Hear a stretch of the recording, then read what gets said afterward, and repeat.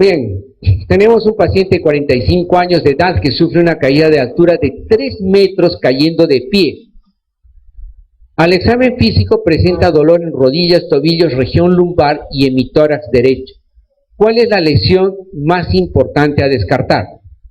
Entonces, cuando el esposo llega más temprano de lo habitual a la casa, entonces el amigo tuvo que saltar del balcón.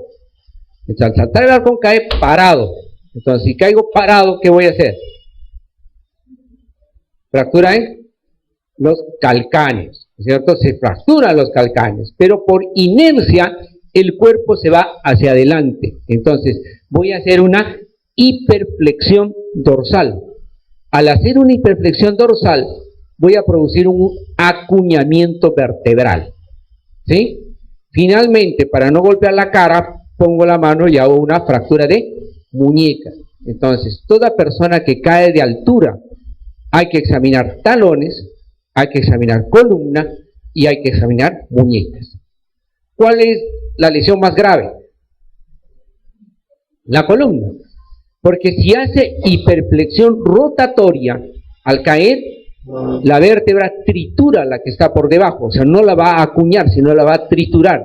Y al producir, ¿no es cierto?, una trituración de la vértebra, es fácil que un fragmento migre dentro del canal medular y el paciente obviamente venga con un traumatismo vértebromedular, ¿sí? Entonces, todo paciente, ¿no es cierto?, que cae de altura, lo más importante, ¿no es cierto?, en evaluación clínica va a ser, ¿no es cierto?, la columna. Obviamente que al caer, ¿no es cierto?, acá está saltando de la ventana, en este caso por incendio, va a producir aplastamiento de los calcáneos, ¿no es cierto?, va a producir una hiperflexión forzada de la columna y va a producir, ¿no es cierto?, fracturas de muñeca.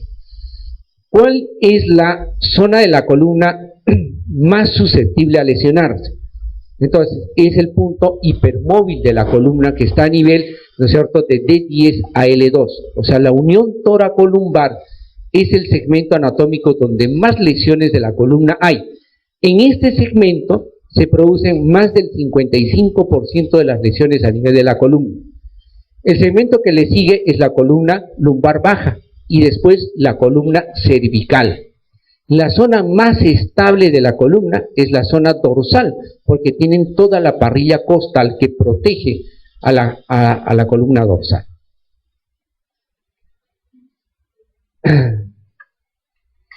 ¿Qué nervio se afecta en las fracturas que comprometen el canal del torsión del húmero? El nervio radial. Ya vimos eso, ¿no es cierto? En las fracturas de Colles, ¿cuál es la característica principal? Entonces nos da una serie de alternativas. ¿Está afectada directamente la articulación? No, ¿verdad? Dijimos que era una fractura extraarticular a 2.5 centímetros de la superficie articular. ¿Se produce en el tercio proximal del cúbito? No, ¿no es cierto? Puede involucrar, ¿no es cierto?, la estiloides cubital, ¿sí? ¿Afecta la estiloides cubital? 25% sí, ¿no es cierto?, pero no en todos los casos, ¿sí? No es la rutina. Solo el 25% de los pacientes tienen afectado el estiloides cubital. ¿Ocurre en el extremo proximal del radio? No, es en el extremo distal del radio. Entonces, la articulación no está comprometida, entonces, obviamente, es lo que estamos indicando, ¿verdad? Entonces, la verdadera sería realmente esa.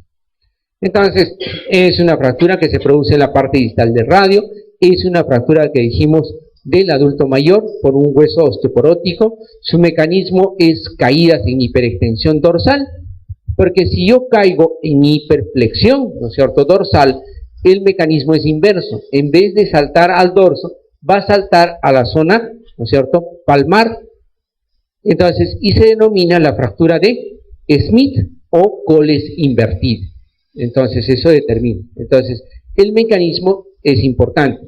Rutinariamente, siempre, ¿no es cierto?, que caemos, ponemos el talón de la mano para evitar, ¿no es cierto?, el trauma. Entonces, ahí es donde se produce la fractura. Es por eso que, ¿no es cierto?, de lejos es la fractura más.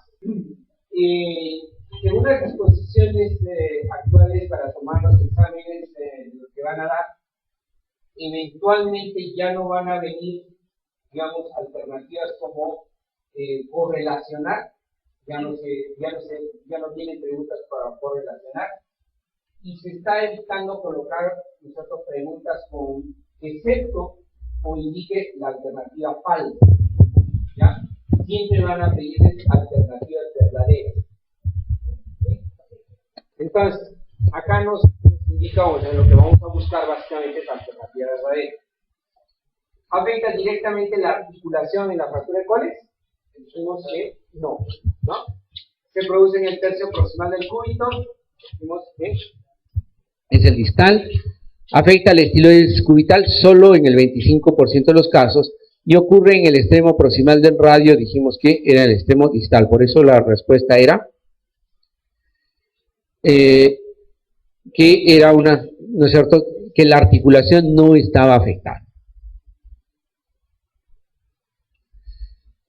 En relación a las fracturas de la pierna, tenemos un varón de 38 años de edad que es atropellado, presenta deformidad de la pierna muy dolorosa y no puede caminar. ¿Cuál es la medida a tomar en el lugar del accidente?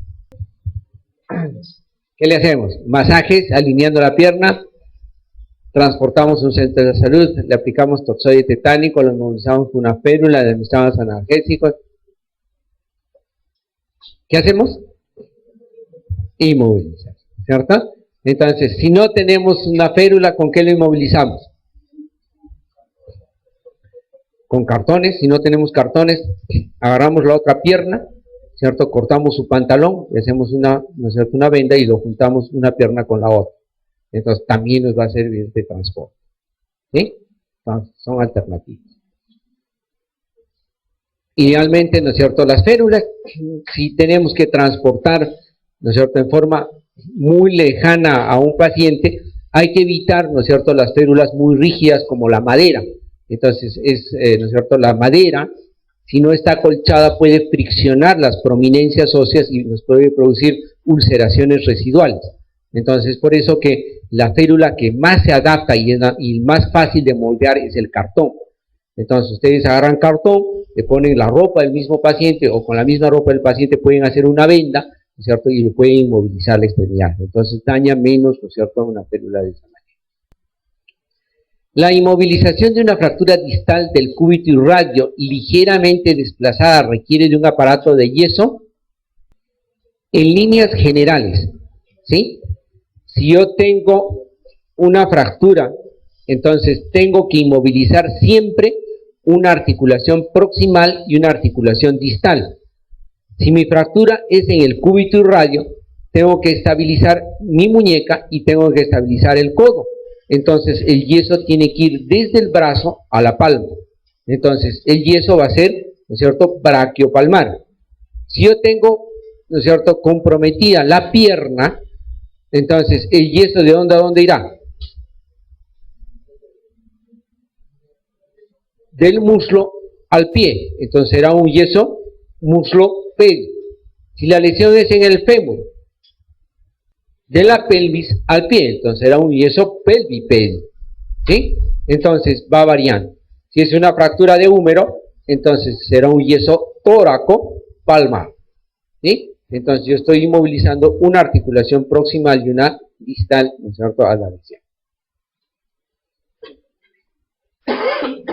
Entonces, una articulación proximal y una distal. Entonces, si yo tengo una lesión en el antebrazo, entonces tendrá que ser un yeso braquiopalmar.